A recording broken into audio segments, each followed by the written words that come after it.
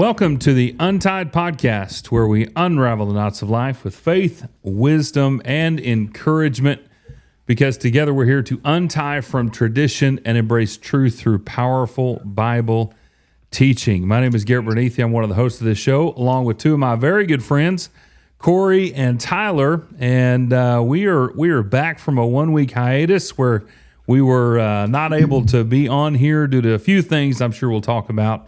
But this is Season 2, Episode 12, and we are coming to you with another big picture episode. It's actually the last big picture of the season, which is pretty crazy that this has gone, that we have gone this far in the season already. Seems like it's flown by. But today we're going to be looking at the big picture of a book that probably a lot of people don't generally read through, and that is Obadiah. So I'm looking forward to that conversation that we'll have, and of course, all the rest of the conversation we will have. So before we get into all of that, guys, what's been cooking? Well, not a whole lot. I haven't been cooking. Oh, go ahead. I'm sorry. No, go ahead, Corey. I haven't been cooking anything because we're on the road, but I've been eating some of the best food I've ever eaten in my entire life. Because we're down here in the New Orleans area, and I have been immersed in their culture of Cajun, Creole, French. It has definitely been a 5-pound meeting for sure. Maybe more than that. I don't know. Is it kosher for a Tennessean to say that Louisiana food is good, if not some of the best food he's had? Oh yeah, we appreciate all good food wherever it may be found. Wherever it may It be is found. surprising though. It is surprising, Tyler, because you've been introduced to this when you were here, maybe in Oklahoma. I don't know if we've talked about this, about if it's in Oklahoma or not, but I mentioned barbecue bologna the other night, and it was like, what? They had no idea what barbecue bologna was. But anyway, it's been, as you would imagine, great catfish, which we have that back up in Tennessee. I told them it's the same fish, just further up the river. But crab cakes, and we went over to one of our elders down here, house of the night, and he had cooked smoked pork chops and ribs and all kinds of stuff. And then his wife made some jambalaya, and I've had etouffee. I've had oh man, and then red beans and rice. I found out that I've been saying andouille wrong. I thought with 2 L's it was andouille. That's the way I've been saying it my whole life. And the minister down here, which is a great man of God named Emmett Collins, he and his lovely wife Dee took Melody and I out to eat supper the other night, and I said, I'll have the red beans and rice with andouille, and he just started dying laughing, and he said, do what? I said, andouille. He said, how did you say it? I said, andouille. And he said, no, it's andouille. And I said, oh. So anyway. The things that you learn. But things that you learn. It don't matter how much you say it, as long as it tastes as good as it does, you know. Yeah. Well, that's pretty cool. And for those who are listening, and even those who are viewing, if Corey hops in and out, he's been good so far. It's because the hotel Wi-Fi is some of the best in the country. So it's actually done better since we went live. So maybe that's a good sign. Maybe we're helping it. Yeah. But it's been great. We've been, for those that don't know, we've been down here. I did a marriage seminar on Saturday, and then we've been doing a gospel meeting on the home and family. Tonight's our last night of that. And it has really been one of my favorite weeks that I've ever had in my life. It's the Franklin Street Church of Christ is the congregation down here in Gretna, Louisiana is technically where they're at, kind of a suburb on the west bank of Mississippi from New Orleans. But they have been so encouraging and so loving, and I don't know where I've ever gone that I've immediately felt at home and with family as quickly as I have here. And it's a credit to them. but it's also a cool thing that we have that in the church, that wherever we go, we have family when we treat each other that way. So anyway, it's been a really good week. We've had 3 baptisms this week, and it's just been a very encouraging week. So anyway, that's great. Enough about me. I know you cooked breakfast the other night, Tyler. I saw that. Yeah, saw that bacon. Yeah, tons of bacon. And I love bacon. I don't like cooking it because it smokes up the whole house. And I like it on stovetop. I don't like doing it in the oven. I feel like that's a cheater's way of doing it. Some people, I feel like a cardinal sin, they'll throw it in the microwave, and I absolutely not. So the Blackstone, again, great for that. I put down 3 pounds of it all at once and fried it up. It was great. But yeah, we've been having the college kids over pretty consistently, about every other Monday night, and we'll go through a study. This is finals week for them, and it's kind of dead week for me. So I was like, we're not going to study night. We're just going to eat, hang out, and then you go home. So it seemed to work out. Well, I was currently I'm looking for that picture because I laughed at your comment, at the comment that you made. Yeah. I'm so thankful we live under the new covenant, and I imagine the group does too. And there's just a picture of so much bacon on this on this grill. Like, it's a beautiful picture. Oh man, we've been studying Old Testament a little bit. Not me, just in my side studies, and specifically Leviticus, going through some of these laws work. And yeah, there it is, all that bacon. Man, the whole neighborhood could smell that one. That was great. Yeah, just all the dogs howling. Yeah, just excellent. Yeah, it's exciting. Yeah, between the shellfish and catfish I've been eating and the bacon you've been eating, we've been in tough shape if we were still under the old law this week. Yeah, well, I did 3 slabs of baby back pork ribs last night too, so we're all 3 would not be in good situation. Oh man, that's great. Yeah. So, well, last week we had the Excel Still More Bible Workshop, and all through from last Monday, everything was just hitting. So that was one reason why we did not have our normal show, was because I just could not make it work with everything that was going on. But we do thank you for all of our listeners and viewers for being patient with us, being patient with me, I should probably say. But we had a great weekend down there, and this week we've had Joe Wells here doing a meeting with us, looking at the idea of connected, protecting your family in the digital age. I would say this, that it has been an excellent seminar. Joe has his book out entitled Connected, but I'm not just plugging this because he's my friend or because Kyo Publications is our partners. But if you are looking for some good material to help you parent in the digital age, or just want to know more about the dangers and the protections and things, that you can even harbor for yourself, I would highly encourage anybody to look at that book, Connected, or even have Joe out to your congregation. Just really, really excellent material that he's been going through. So I'll link it in the show notes. I know we're not doing books today, but it has been very helpful for us here, and I know it probably would be for a lot of people too. So a lot going on. So, well, guys, let's dig into our big picture. I know that we've got a little bit of a time crunch this morning, and probably won't reach our normal time, but we're going to do our best to get this discussion in. Seems like this time of year for everybody is just super busy, and I'm just so glad that we could work this time in to talk about the big picture of the book of Obadiah. So if you're following along with us, we do encourage you to to jump over to Obadiah, Old Testament book. Not a lot of people probably just think this is one probably like Habakkuk or something, right? It's not one that everybody just jumps to and says, "Hey, I want to read that."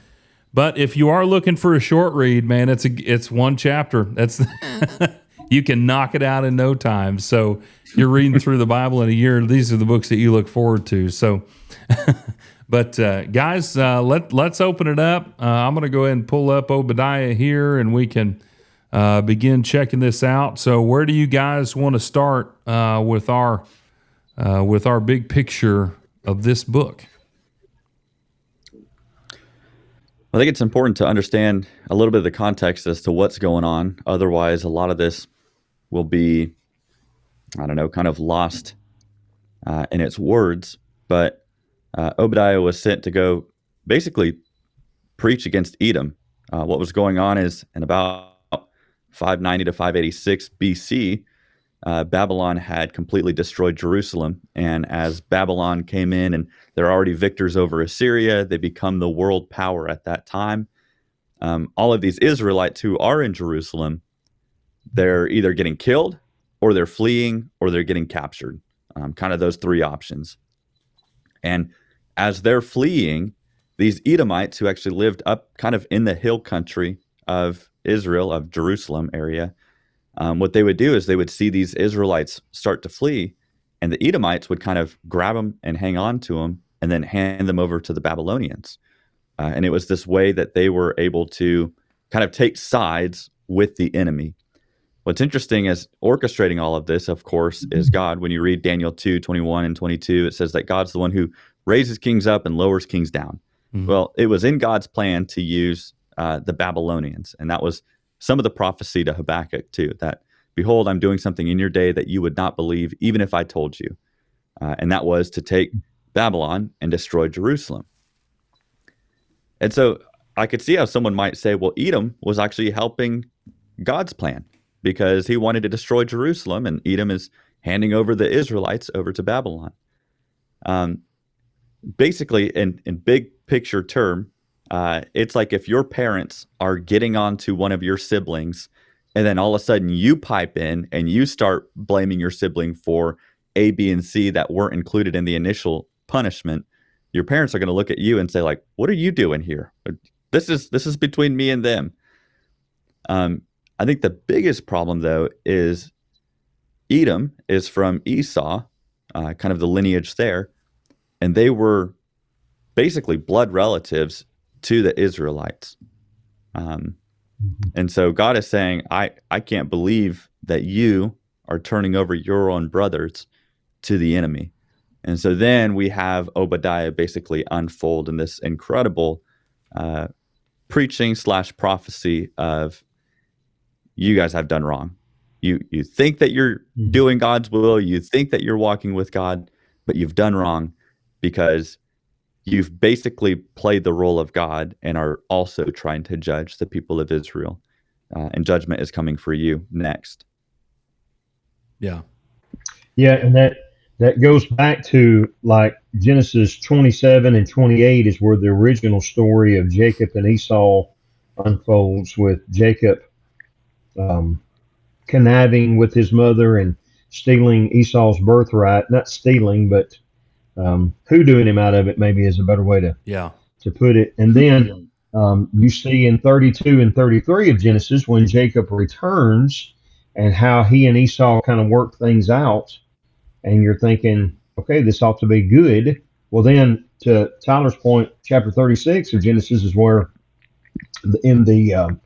it tells the genealogy of Esau and says Esau is Edom and how he's the father of the Edomites. But all of this even has a further back history than that of, like, in Numbers chapter 20, if I can get over there, in Numbers chapter 20, when they were coming back into the promised land, it was kind of the same thing. So they had a history of this that had gone for a long time. But in Numbers chapter 20, and look down at about verse 14, Moses sent messengers from Kadesh to the king of Edom. Thus says your brother Israel. You all know the hardship that we've made. He talks about how they've been in Egypt and now they're coming back. And God has led us. So verse 17, please let us pass through your land. We will not pass through field or vineyard or drink water from a well. We'll go along the king's highway. We'll not turn aside to the right hand or the left until we pass through your territory. So in other words, we're not here to pillage anything. We're not going to take anything that doesn't belong to us. We just need a pathway to go through. And Edom said to him, you shall not pass through unless I come out with a sword against you. And the people said to him, we'll go up by the highway if we drink your water. I and my livestock will pay for it. Only let us pass through. But he said, you shall not pass through. And he came out against them with a large army and a strong force. And so, there's this history of the way that Edom has treated them. And even back right before Obadiah is the book of Amos. And in chapter 1, he's pronouncing these woes against all of the nations around Jerusalem before he gets to his own people. But if you look down at verse 11, thus says the Lord, for 3 transgressions of Edom and for 4 I will not revoke the punishment, because he pursued his brother with the sword and cast off all pity, and his anger tore perpetually. So he kept his watch forever. So I will send a fire upon Teman, and it shall devour the strongholds of Basra. So again, even though they were related, they have a long history of violence between them. And it's the Edomites that are perpetuating this against them.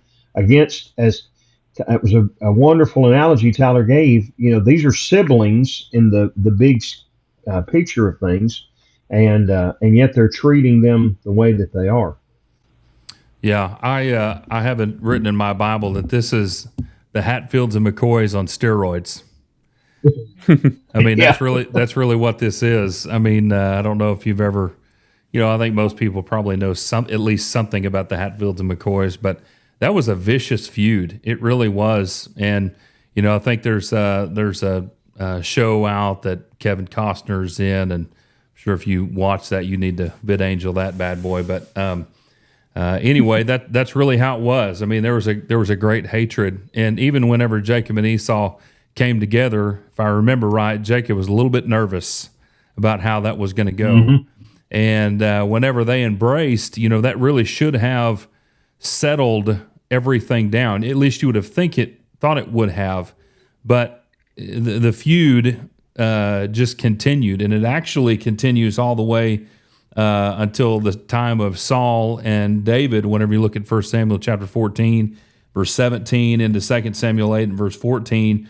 So there's actually under David, in their conflict that they have, there's 18,000 Edomites that were killed under David's hand. So Edom revolted under the reign of King Jehoram, and so that's kind of where we find ourselves. In fact, this really falls somewhere around, if I remember right, like 2 Chronicles chapter 24, somewhere around there, as far as like where the timeline goes. And there's a lot of crazy stuff that's happening where these people just absolutely hate each other, and so that's one reason why I feel like this really is the Hatfields and McCoys on steroids. But I'll let you guys go on a little bit more about it. Well, and like most feuds, there's no real reason for it other than we don't like what they have and what we don't have. It seems like, you mentioned the Hatfields and McCoys. You'll not believe that I'm bringing up this reference, but there's actually an Andy Griffith episode that's similar, a feuding episode, the Carters and the Wakefields. And Andy goes and visits Mr. Wakefield, and he says, why are you feuding? And he says, because we're shooting at one another. And he says, but why are you shooting at one another? And he says, because he's a Wakefield. And he said, but why are you shooting at the Wakefields? And he said, because we're feuding. And he said, but why are you feuding? And he said, because we're shooting at one another. And he said, but why are you shooting each other? He said, because he's a Wakefield. And he goes, oh, I see. And it's just this circular logic of, we've got to get even with each other because we don't like them. Why? Because we're trying to get even with each other. Why? Because we don't like them. Why? Because they're. Yeah.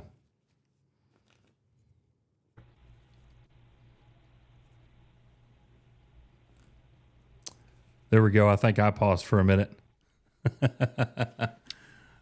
But yeah, I didn't catch the end of that, but I agree. Yeah. Go ahead, Tyler. Oh, you're fine. So I think that's basic overview of Obadiah. And when you kind of simplify, that's what I love about these big picture episodes is it makes things really come to light and I don't know, become more relevant, I guess. I don't know when the last time I've ever heard a sermon on Obadiah was. Mm-hmm. But especially verse 10. So as we start to get into the text of Obadiah, and we could probably take it a little bit more chronologically than this rather than just jumping right in the middle of it. But verse 10, what God considered Edom to be doing was violence, and exactly what Corey had talked about with Jacob and Esau. Verse 10, because of the violence done to your brother Jacob, shame shall cover you, and you shall be cut forever. On the day that you stood aloof, on the day that the strangers carried off his wealth, and foreigners entered his gates and cast lots for Jerusalem. I think this is probably the most shocking of it. You were like one of them. Yeah. That's the whole picture. It's really hard when God's collective people start acting like the world. And that was probably the biggest thing against Edom was, and especially I love the book of Habakkuk because of the dialogue and just how real it is. And maybe that could be one of our future podcasts too, is looking at Habakkuk. But the Babylonians were nasty people. I mean, in terms of theology, in terms of culture, in terms of religious practices, I mean, awful, awful people. And that's why when God told Habakkuk that he was going to raise up the Chaldeans, the Babylonians, Habakkuk couldn't believe it. Why them? I mean, of all the people to come in and destroy Jerusalem, why them? And yet, here's Edom, and God says, you've become just like one of them. Mm-hmm. And that just kind of, like, what a smack in the face for the Edomites to just pause and realize, oh my goodness, like we were over here, no matter how you try to spin it. Either they wanted to get on the side of the Babylonians so that they could be spared, and they were trying to save themselves from this judgment. If they were trying to reason within themselves of, oh no, this is God's plan and the Babylonians are going to take Jerusalem, let's help them out. No matter how you spin it, God's kind of vindication for them is you've become like one of them. Yeah. And they kind of, gloated over the calamity, right, of Jerusalem. And I have here, I actually did a survey I went and surveyed each book and kind of made some notes for myself a couple of years ago. And which, just throwing this out there, if you haven't done that for yourself, to create a tool for yourself is pretty cool. But anyway, I have written in here, nothing can save a guilty nation. And that's really where Edom was. They were a guilty nation that was completely set in their ways. And there's a number of places that God's judgment on Edom is pronounced. It's mentioned in the Old Testament as they were the supreme, if you want to say it this way, a supreme object of God's wrath. So Psalm 83 talks about that. Isaiah 11:14, Isaiah 21, Isaiah 34, Jeremiah 49, Lamentations 4, Ezekiel 25. And there's a whole host of other places, even Amos chapter 1, 11 through 12, and Amos 9, 11 through 12, are all, go back to talk about this. They were a supreme object of God's wrath for where they had come as a nation, and they could not escape that wrath because of who they had become. You said earlier that they had become like the nations around them, and I never can get past the phrase that we find in Judges that they did what was right in their own eyes. And whenever you start doing that, you begin to really fall off the track and do reap the wrath of God. Mm-hmm. Yeah, and it's interesting too, I think, because especially if you stay within Obadiah, really what they did, there's the passage that verses that Tyler pointed to a few minutes ago. Verse 10, the violence you've done to your brother. Well, what violence have they done? Well, they stood aloof. It was just uncaring. One of the biggest enemies to brotherly love, which is the problem here, is not necessarily that they didn't attack Jerusalem, as Tyler pointed out earlier, talking about the history of all this. They just didn't help them. That's what they did when they came in the land. They just didn't help them. They didn't do anything to them. They just didn't care enough about them. And then, verse 12, they gloated, they rejoiced, they rejoiced, they boasted when things were going bad. And I think it all goes back to, and that's how, by the way, they were like them. They became like the enemies of them, not because they actually did the things the enemies were doing, but they just didn't care and didn't help. And it's not enough. Like you think about the story of the Good Samaritan, the priest and the Levite didn't do to the man what the robbers did, but just not caring about them, they were just as guilty as the robbers were. It's not enough just to not do wrong towards our brother. It's also bad to just not do the good that we owe them. But it all, I think, points back to earlier in the book, in verse 3 and 4, he says, the pride of your heart has deceived you. See, arrogance was the big problem that Edom had. They thought they were better than them. And then notice the end of verse 4. From there, I will bring you down. Yeah. If we don't, we're going to be humbled. We can either humble ourselves or the Lord will humble us. And you don't want to be in that second category, of course. But, arrogance and cruelty and uncaring, all of those kinds of things back then, and maybe this is kind of getting into some application, but back then we're enemies of brotherly love. And today in the church, the biggest enemies of brotherly love we have are pride and not caring, and just not showing the love for each other that we ought to. It's not, I don't know very many people that actively, aggressively try to do evil to one another within the church, but a lot of times we're just not as caring and loving as we should be. And I think a lot of that goes back to the pride that we have, that I'm not as bad a situation as you are. Yeah, just as I look through here, notice verse 15, for the day of the Lord draws near on all nations. If you think about that word all, how many texts do we read Old and New Testament that word is so important? Whenever we read through the book of Romans, right, all have sinned. And in many other places, the idea of God came to save all, right? And so all nations, he says, as you have done, it will be done to you. Well, there's discussion of judgment. How you judge others is going to be, that's how you're going to be judged. Your dealings will return on your own head. So, there's a lot of things that Obadiah is discussing here as the day of the Lord draws near that he wants them to think about. And I think it would be good for us to really think about those things. Not that this right here is pertaining exactly to us, but that idea of how we treat others. Doesn't the golden rule apply to that? I mean, so there's a lot to be said here, even though here's more the pronouncement of judgment most likely, but just that concept here, you need to really think about your actions, how you're treating others. Like you said, brotherly love, that type of thing. These are things you need to think about because the day of the Lord is drawing near.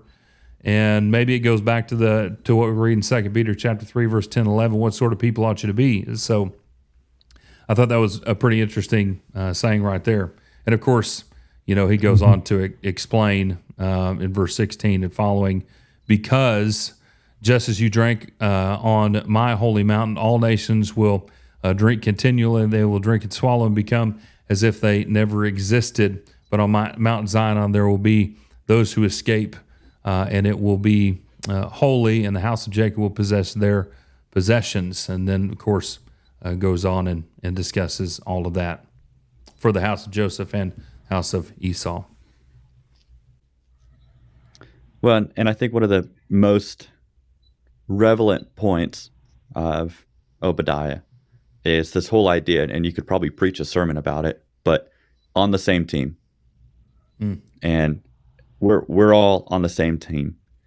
And it's hard because we love, especially Western culture, we love our team and we love hating other teams. You think about our nations and the fights that have been going back and forth between America and Canada and China and all these other places.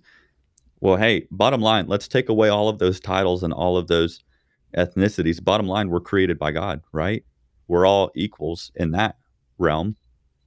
And maybe we are in a better position with God than other people or other nations or our neighbors. But that doesn't mean that we can just sit back and watch them be devastated and take pleasure in that and think to ourselves, oh, well, they should have listened, or bummer for them. Oh, well. But rather there's this love that pours out.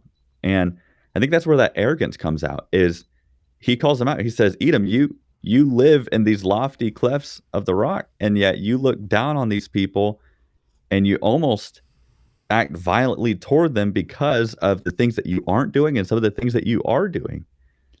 And goodness, I mean, you come back and you could zoom into this concept of on the same team as much as you want to. Corey, I know you're doing a whole thing on family and marriages this week, but marriages, you're on the same team. When you fight with your spouse, you're causing a civil war, and you're not only fighting with them, you're fighting with yourself too. Same team. When you fight in your church and there's division in the church, you're fighting amongst the same team. Even from a global standpoint, when we fight with our neighboring nations, same team, all created by God. And I think that's really brought out in the book of Galatians too. There's these Jewish people who think that they were the holy ones, the chosen ones. And then there were these Gentiles who were coming in, and the Jews thought they were better and more elite and had a pride to them. And that happens all throughout the New Testament, vice versa too. Well, you're on the same team. So start working like it. Yeah. The sin of neutrality, we don't talk a lot about, but there's a lot to be said in the Bible about, again, the old timers prayer is the sins of omission or commission. And the sins of omission is what we're really talking about here. Not necessarily doing anything. George Washington Carver once said, how far you go in life depends on your being tender with the young, compassionate with the aged, sympathetic with the striving, and tolerant of the weak and strong, because someday in life you will have been all of those. That's a man that was born into slavery, but went on to become one of America's best known inventors. And he had seen both sides of the social coin, you might say.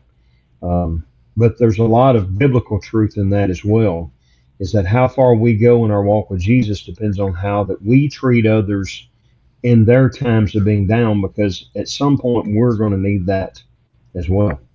Yeah. And think about this as well. And I think that we see this a lot of times in any kind of feud. We start seeing this in Genesis, what do we say, 25? And it goes all the way, we can trace it all the way to 2 Samuel, 18, I think. That is a long feud. That's a long time of hatred. And there are congregations, there are families, there are friendships that, like you were saying with Andy Griffith, and it brought to my mind also, there's a Christmas movie called Klaus. And it's about this, I don't know if you guys have seen it. It's about this mailman who goes, it's a kind of an animated movie. It's about a mailman who goes off to this to this town, and the town is split right down the middle, two families that absolutely hate each other, and they have for hundreds of years, and they take pride in their hatred of each other. And maybe I've mentioned it, maybe I haven't, but anyway, oftentimes if you will talk to people who have been divided for a number of years, let's say a congregation that's been divided for 30, 40, 50 years, and you say, well, why did you divide in the first place? Most of them have no earthly idea. It's just, well, we just don't like them. And I'm not saying that that necessarily is exactly the case here, but oftentimes the longer a feud goes, it just becomes, well, we just don't like them. And there's really no reason why. It's just how life is. And so it keeps people divided from a pride standpoint, that we're this family and you're that family, or we're these people and y'all are these people, and we're just not going to get along. And so, that's something to at least consider for this, that from Genesis 25 to 2 Samuel, this feud has gone on and on and on and on and on, when it should have stopped whenever Joseph or Jacob and Esau came together. It should have stopped right there. They embraced. How many people remember that they were fine? No, they just kept on going. And unfortunately, that is a pattern that continues to exist for a lot of people, a lot of congregations, a lot of families. And at some point, forgiveness has to come around. You've got to let go of things, and you've got to let go of your pride, because ultimately, all these things that are talked about within the book, whether it's God's wrath, judgment, whatever, they can come on you. And this really talks about two things. It talks about the judgment, but it's also discussing the restoration, right? The restoration of Judah. So, there's a couple things to think about, from a practical standpoint to apply to our life. Yeah, and ultimately that God is going to be victorious overall. Yeah. We can divide however we want to, northerners and southerners, easterns, westerns, black, white, yellow, red, rich, poor, white collar, blue collar, whatever. But what we ought to be focused on is thinking souls and realizing that, we're, as y'all said, we're on the same team. We need to be thinking about that, how we can glorify God and not ourselves. And that begins with, Jesus said, people know you're my disciples by the love that you have for one another. Not just that you don't do bad to each other, but that you actually show the love. So showing that compassion and showing that love, and not sitting back. One of the things we do too often is I'd help them if they asked me, but we wait for them to ask instead of just going and helping, showing the love, showing the forgiveness, showing the grace and mercy, and trying to work things out before they blow up in our face. Yeah. Mm-hmm. Yeah. I agree. Well, guys, I think that unless there's another comment that we want to make, we can go ahead and move into our anchoring thought. Told our viewers this was probably going to be a little bit quicker of an episode due to some time constraints that we have. But I kind of want to go back to the thought that I just had. There is always hope of restoration. There's always hope for salvation as long as you have a breath in you. And we can't get caught up in such a hatred for brethren. Tyler brought out the idea of siblings, and this is started out from kind of a sibling rivalry. And these are families that are against each other. And when in the beginning, it should not have been that way. Now, I realize that sometimes, there can be tension, and there definitely was tension whenever it came to Jacob and Esau. But that tension kind of filtered down through the generations. And, I don't think that we have anything to base any scripture on this, but, typically, probably we could all say with our own experiences that if you and somebody else have tension with each other, oftentimes you end up talking about that tension with someone else. And the more that you act a certain way toward another person, the more you talk about another person from that regard, that tension often spreads to other people, and they begin to formulate their own ideas. And so now you have a great massive division that occurs based on where a certain person is, and you develop this pride about you. Well, God he does not want us to have that. That there's nothing that God desires. None of God's desires have to do with any division, whether it's among his children or especially with him. And so I go back to, Obadiah verse 15 and 16, where he says, "For the day of the Lord draws near, and all nations, as you have done, it will be done to you. Your dealings will return on your own head, because just as you drank on my holy mountain, all nations will drink continually. They will drink and swallow and become as if they had never existed." And so, there's a great amount of importance in looking to God in all of these situations. Did Edom ever have a chance to repent? Yes, they did. God gives opportunity for that. God gave opportunity for restoration to happen for all of Israel. The northern kingdoms did not take that opportunity. And through 70 years, Judah and Benjamin, those tribes would ultimately receive that opportunity, and they would come back and be placed back in Jerusalem and go on from there. But the reality is that with all this, the main point here is that nothing ever good comes from this type of rivalry. Nothing good ever comes from this type of from a visual standpoint of creating enemies. So we should not be creating enemies where there is none. So, for instance, in our little group right here on the Untied Podcast, there is no enemy here.